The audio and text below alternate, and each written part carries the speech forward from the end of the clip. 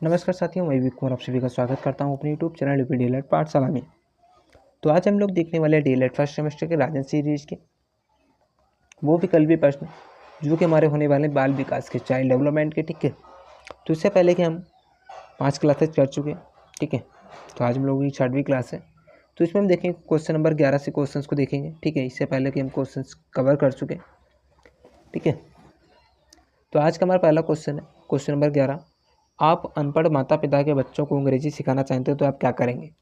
आप बच्चों से अंग्रेजी में बात करेंगे? नहीं जी नहीं। आप बच्चों को अंग्रेजी में बोलने को मजबूर करेंगे? ये भी नहीं हो सकता। ठीक है, जब तक बच्चे की रुचि नहीं होगी तब तक वो सीखेगा नहीं। ठीक है, आप बच्चे को मातृभाषा में बोलने से रोकेंगे? ये भी नहीं हो सकता। ठीक है, ये उसका अधिकार है। आप उसे माध्यम भाषा की सहायता से अंग्रेजी सिखाने का प्रयास करेंगे? ठीक है, हम प्रयास कर सकते हैं। तो इसका जो राइट आंसर हो जाएगा ऑप्शन नंबर डी से हो जाएगा। ठीक है, अगला क्वेश्चन है विशेष आवश्यकता वाले बच्चों की शिक्षा होनी चाहिए तो कैसी होनी चाहिए? तो वो होनी चाहिए हमारी अन्य सामान्य बालकों के साथ, विशेष विद्यालयों में विशेष बालकों के लिए विकसित पद्धतियों द्वारा, नहीं। विशेष विद्यालय में ये भी नहीं।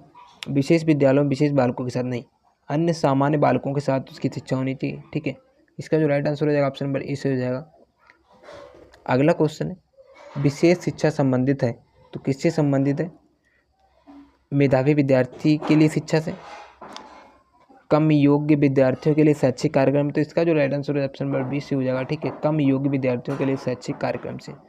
अगला क्वेश्चन हमारा समस्या के अर्थ को जानने के योग्यता वातावरण के दोषों, कमियों एवं रिक्तियों के प्रति सजगता या विशेषता किसकी है? तो ये विशेषता हमारी हो जाएगी सृजनशील बालकों की। ठीक है, ऑप्शन नंबर इसका सी से हो जाएगा। अगला क्वेश्चन देखेंगे हम क्वेश्चन नंबर 15 हमारा कि निम्न में से कौन सी अक्षमता केवल जन्मजात होती है? कौन सी होती है? दृष्टि दोष, श्रवण दोष, मूक बधिर, मंद बुद्धि। तो इसका जो राइट आंसर हो जाएगा वो हो जाएगा ऑप्शन नंबर डी से हो जाएगा मंद बुद्धि। ठीक है, ये हमारी क्या हो जन्मजात होती है। अगला क्वेश्चन है मंद अधिगमकर्ता जिनकी शैक्षिक उपलब्धि सामान्य योग्यता से कम रह जाती है उन्हें क्या कहा जाता है? तो उन्हें क्या कहा जाता है? पिछड़ा कहा जाता है। ठीक है, ऑप्शन नंबर इसका ए से हो जाएगा पिछड़े। अगला क्वेश्चन है निम्न में से कौन सी इकाई का उपयोग सुनने की क्षमता की हेतु जांच के लिए किया जाता है? तो किसका किया जाता है? वो हमारा होता है ऑप्शन नंबर 20 हो जाएगा इसका डेसिबल। ठीक है, सुनने की क्षमता की जांच के लिए किसका उपयोग किया जाता है? डेसिबल का उपयोग किया जाता है। अगला क्वेश्चन है स्कूली बच्चों में व्यक्तिगत भिन्नताएं किस रूप में पाई जाती हैं? तो किस रूप में पाई जाती हैं इनमें? शारीरिक, मानसिक, रुचि या फिर सभी? तो इसका जो राइट आंसर हो जाएगा वो हो जाएगा ऑप्शन नंबर डी से हो जाएगा सभी। ठीक है, व्यक्तिगत भिन्नताएं जो होती हैं किस रूप में पाई जाती हैं? वो शारीरिक रूप में भी पाई जाती हैं, मानसिक रूप में, रुचि में भी पाई जाती हैं। ठीक है, अगला क्वेश्चन है वर्तमान में निःशक्त बच्चों की शिक्षा के लिए कहा गया है, क्या कहा गया है? समावेशी शिक्षा, विशेष शिक्षा, सांकेतिक शिक्षा, कोई नहीं। तो इसका जो राइट आंसर हो जाएगा वो हो जाएगा ऑप्शन नंबर ए से हो जाएगा समावेशी शिक्षा। ठीक है, ऑप्शन नंबर ए से हो जाएगा समावेशी शिक्षा। अगला क्वेश्चन एलेक्सिया क्या है? तो एलेक्सिया क्या है? पढ़ने की अक्षमता, लिखने की अक्षमता, लिखने की क्षमता या फिर सुनने की क्षमता। तो एलेक्सिया हमारा क्या होता है? वो होता है पढ़ने की अक्षमता। ठीक है, ऑप्शन नंबर इसका ए से हो जाएगा। अगला क्वेश्चन है विशिष्ट बालकों के अंतर्गत कौन आते हैं? विशिष्ट बालकों के अंतर्गत कौन से आते हैं? तो वो आते हैं हमारे पिछड़ा बालक भी आता है, प्रतिभाशाली बालक भी आता है और मंद बुद्धि बालक होता है। ठीक है, विशिष्ट बच्चे। तो इसका जो राइट आंसर हो जाएगा ऑप्शन नंबर डी से हो जाएगा। ठीक है, अगला क्वेश्चन है मानसिक स्वास्थ्य के नियमों को खोजना और उन्हें बनाए रखना अध्ययन का बिंदु है, ये किसने कहा था? तो हमारे एक ड्राइवर साहब थे, इन्होंने कहा था। ठीक है, ऑप्शन नंबर बी से हो जाएगा इसका। अगला क्वेश्चन है प्रतिभाशाली होने का संकेत नहीं है तो कौन सा नहीं है? तो वो हमारा दूसरों के हाथ, दूसरों के साथ। ठीक है, विचारों में सृजनात्मक प्रतिभाशाली होगा, अभिव्यक्ति में अनूठापन। ठीक है, ये भी होगा, और कौतूहल। कौन सा नहीं है? वो दूसरों के साथ। ठीक है, अगला क्वेश्चन है प्रतिभाशाली विद्यार्थी अपनी क्षमताओं को तब विकसित कर पाएंगे जब उन्हें अन्य विद्यार्थियों से अलग किया जाएगा। ठीक है, इसका जो राइट आंसर हो जाएगा ऑप्शन नंबर सी से हो जाएगा। जब उन्हें वैसा इन्वायरमेंट मिलेगा ना तब वो निखर जाएंगे। अगला क्वेश्चन हमारा समन्वित शिक्षा की सफलता निर्भर करती है, किस पर निर्भर करती है? वो निर्भर करती है हमारी शिक्षण अधिगम वस्तु की गुणवत्ता पर। ठीक है, ऑप्शन नंबर इसका सी से हो जाएगा। अगला क्वेश्चन हमारा निम्नलिखित में से कौन विशिष्ट अधिगम विकलांगता है? तो कौन सा है? मानसिक मंदता, dyslexia, attention deficit, hyper disorder, autism. तो इसका जो राइट आंसर हो जाएगा वो हो जाएगा ऑप्शन नंबर बी से हो जाएगा डिसलेक्सिया। ठीक है, पढ़ने में अक्षमता। अगला क्वेश्चन है, जन्म के समय चोट या भ्रूण क्षति की वजह से आई मानसिक मंदता कहलाती है? तो उसे हम क्या बोलते हैं? उसे हम बोलते हैं जैविक मंदता। ठीक है, ऑप्शन नंबर इसका इस हो जाएगा जैविक मंदता। अगला क्वेश्चन है, सामाजिक अधिगम सिद्धांत किसने दिए थे? तो सामाजिक अध्ययन अधिगम सिद्धांत किसने दिए थे? ये हमारे दिए थे बेंडुरा ने। ठीक है, ऑप्शन नंबर इसका इस हो जाएगा बेंडुरा। अगला क्वेश्चन है, भाषा विकास का सिद्धांत किसने दिया था? तो भाषा विकास का सिद्धांत किसने दिया था?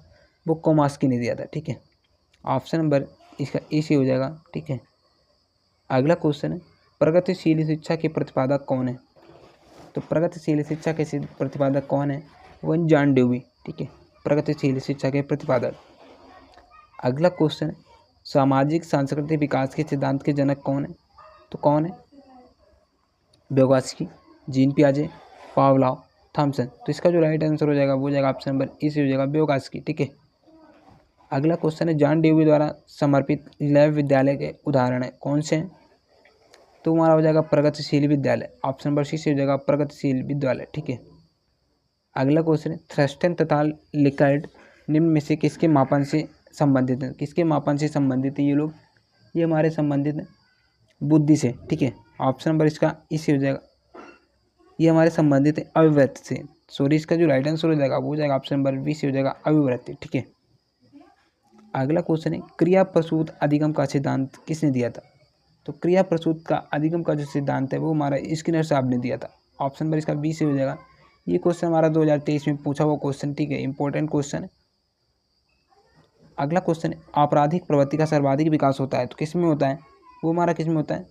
किशोरावस्था में होता है। ठीक है, ऑप्शन नंबर इसका सी से हो जाएगा किशोरावस्था। अगला क्वेश्चन है, संज्ञानात्मक क्षमता की कमी से व्यक्तित्व में कठिनाई होती है तो किस में होती है? वो होती है हमारी ऑप्शन नंबर बी में बौद्धिक विकास में। ठीक है, संज्ञानात्मक क्षमता की कमी से व्यक्ति में कठिनाई होती है बौद्धिक विकास में। ठीक है, ऑप्शन नंबर इसका पीछे हो जाएगा। अगला क्वेश्चन है, किसी दूसरी वस्तु की अपेक्षा एक ही वस्तु पर चेतना केंद्रित करना अवधान है, किसका कथन है? तो हमारे एक डम्बेल। ठीक है, डम्बेल इन्होंने कहा था। ऑप्शन नंबर इसका इसी से हो जाएगा। अगला क्वेश्चन है, क्वेश्चन नंबर हमारा 38, व्यक्तित्व मापन की सबसे अच्छी विधि है तो कौन सी है? व्यक्तित्व मापन की सबसे अच्छी विधि कौन सी होती है? व्यक्तिगत। ठीक है, ऑप्शन नंबर इसका इसी हो जाएगा। अगला क्वेश्चन है, भाटिया बैटरी परीक्षण संबंधित है, किससे संबंधित है? ये हमारी बुद्धि से संबंधित है। इसका भी ऑप्शन नंबर सी से हो जाएगा, बुद्धि से संबंधित है। ठीक है, अगला क्वेश्चन है, शिक्षा में सृजनात्मकता का प्रयोग किस रूप में होता है? तो किस रूप में होता है? चिंतन के रूप में होता है। इसका जो राइट आंसर हो जाएगा ऑप्शन नंबर सी से हो जाएगा चिंतन के रूप में। ये सारे क्वेश्चन हमारे 2023 में पूछे हुए क्वेश्चन थे। ठीक है, तो साथियों आज की क्लास कैसी लगी? वीडियो अच्छा लगा हो तो लाइक करें, चैनल को सब्सक्राइब करें, साथ ही साथ अपने फ्रेंड सर्कल में भी इस वीडियो को शेयर करें। ठीक है, PDF पाने के लिए हमारे टेलीग्राम चैनल को भी ज्वाइन करें। ओके।